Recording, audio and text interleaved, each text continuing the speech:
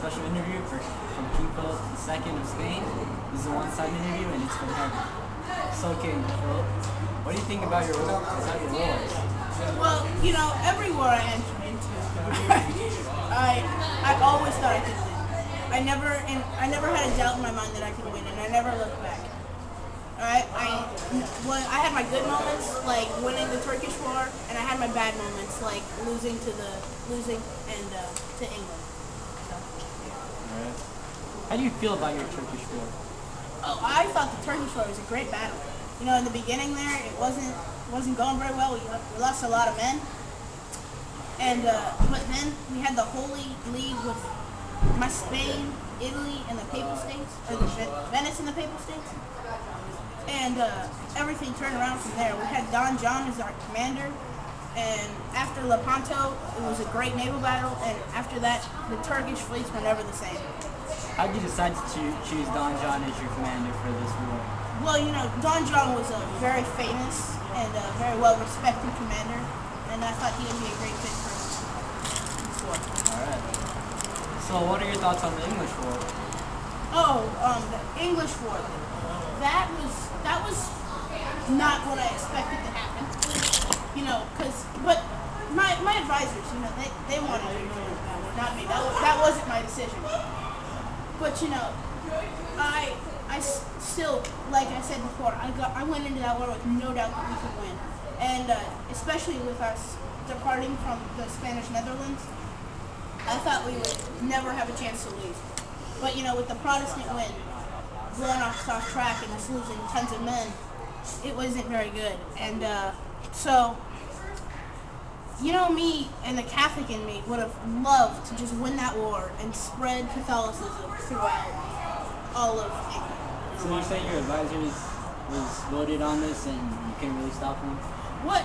Well, they advised me to. You know, my advisors probably have made a few better decisions than I have. So, yeah. Alright. So, looking back, what problems affected your economy? Well, you know, it's a common misconception that I was one of the richest kings in history. I wasn't. When I started, I had some money, but I wasn't the wealthiest king.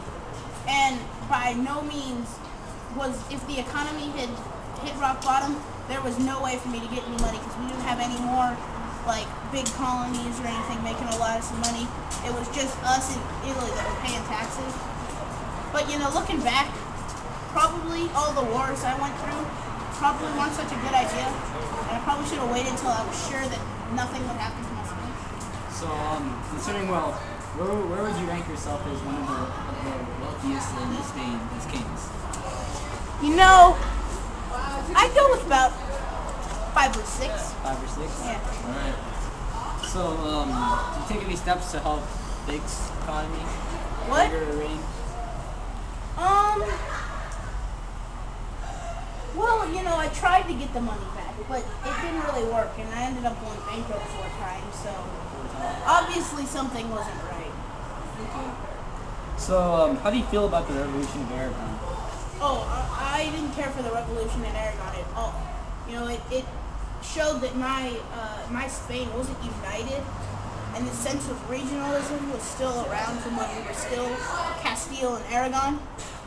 And my main fear in that revolution was that the Catalans and the Aragonese would join forces and revolt against me, and that would have seriously hurt me. So do you blame this revolt on your own fault or the two kingdoms' fault? What? I pretty much placed the blame 50-50 because I could have helped their agricultural problems that caused them to revolt, but Aragon really wasn't a very governable place. Thank you for this interview. This was an interview with CLIP0059 of Spain. Thank you.